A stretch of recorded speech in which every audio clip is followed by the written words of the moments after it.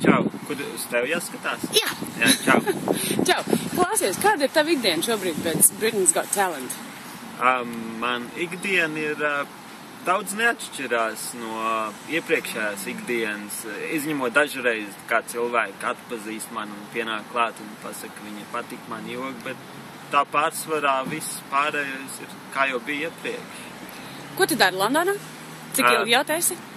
Es Londonā jau apmēram kaut kāds 6 gadus strādāju par, es aprūpēju cilvēkus un, jā, dzīvoju šeit. Hello. Kas tev Londonā pietrūkst no Latvijas? Un vai vispār kaut kas pietrūkst? Londonā pietrūkst ģimenes, man brālis un māsa un visa ģimene, viņi nav šeit, tad dažreiz pietrūkst. Kad tu pēdējā reiz biji Latvijā? Es biju Latvijā 2 gadus atpakaļ pēdējais. Kas ir trakākais, kas ar tevi ir noticis kādreiz? Trakākais?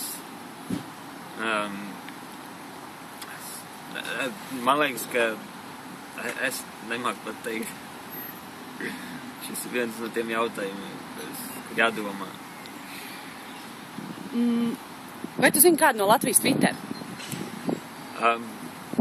Es nezinu, bet es pats tikai iegāju Twitterī kaut kādas pāris nedēļas atpakaļ, kad Britain's Got Talent pateica, lai es pievienojos Twitterim, bet pirms tam es nebiju Twitterī.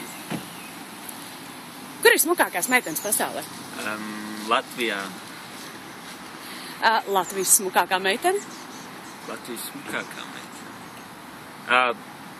Es nezinu tieši tagad, bet, kad es gāju skolā, tur bija daudz smukas meitenes.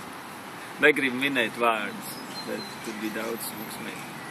Foršākā Latvijas mājaslapa? Delfi. Man patīk Delfi. Labākais mobilo sakaru operators Latvijā? Bite. Tāpēc, ka visus, kurus es zinu, viņi visi lieto Biti. Kas izpild dziesmas Skrienu? Lauris Reiniks. Es redzēju to video kāds pāris mēneši atpakaļ. Tiešām patīk. Kāda ir tā nākotnes plāna? Ko darīs? Es turpināšu iet uz savu mērķi. Jā.